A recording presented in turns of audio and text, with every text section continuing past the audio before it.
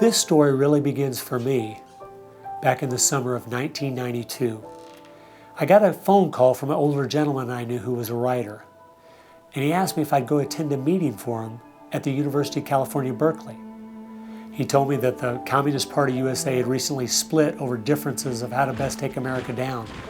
Some were wanting to still work toward a violent revolution, while others were wanting to focus their efforts on using public policy to subvert America from the inside.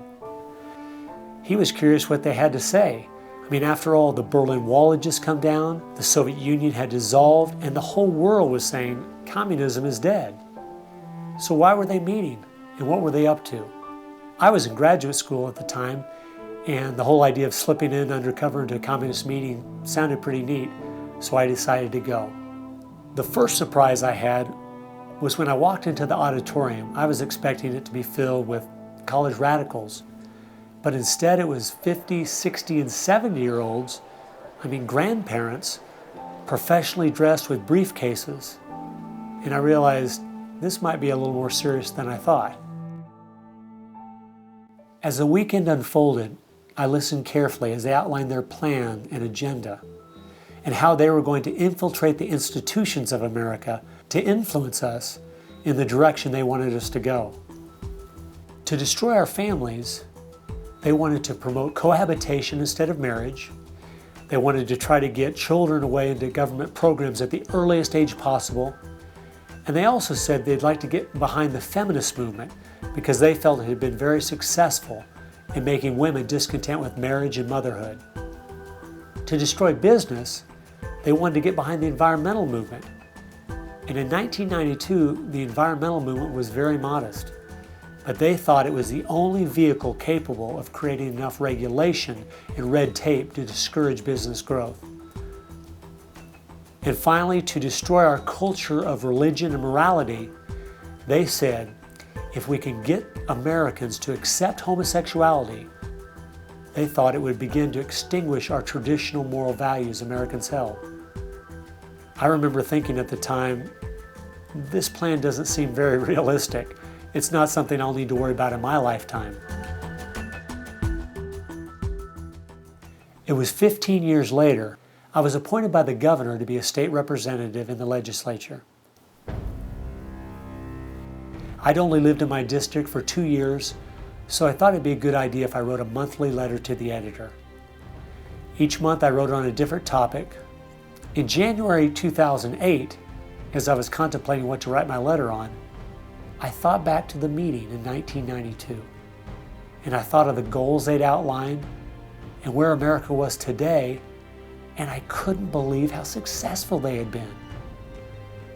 Our families were totally disintegrating. The environmental movement had become the most powerful force for destroying our free markets, and hate crimes legislation was being considered in Washington, D.C. that made it a crime to even say anything against the homosexual movement. I realized people needed to know what was going on. After I wrote this letter, within days, people were protesting at the Capitol. It was the feature story on the evening news. Controversial comments have state legislators buzzing tonight. After a freshman lawmaker alleges the communist agenda has infiltrated mainstream America. It's the big story, live at 6. And over 40 letters to the editor had been printed in response to what I'd said.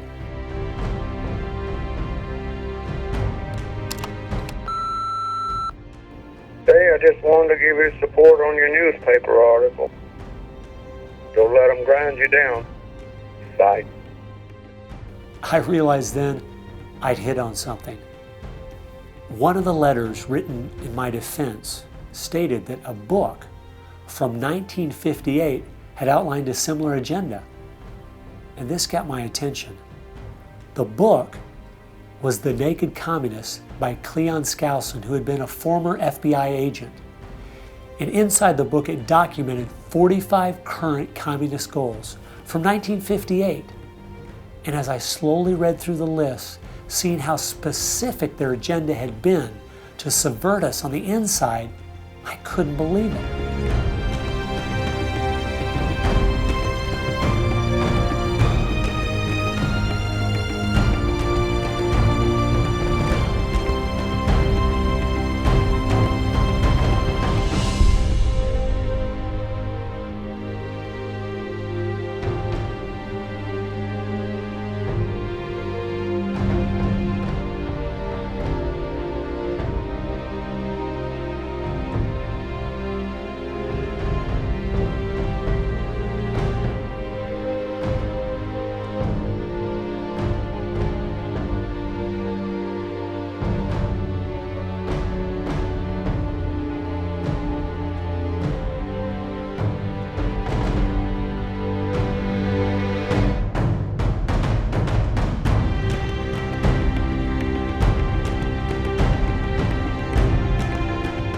They'd accomplished almost every single one of them, and nobody seemed to be noticing.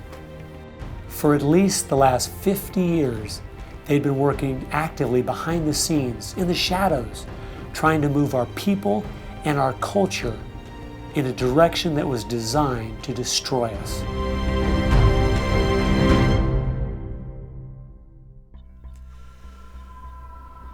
Someone needed to find out the truth of what had happened to our country.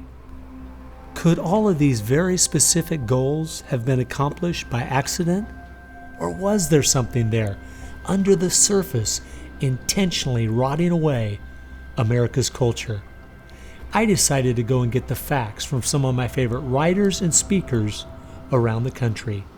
These are a few of the questions I asked them.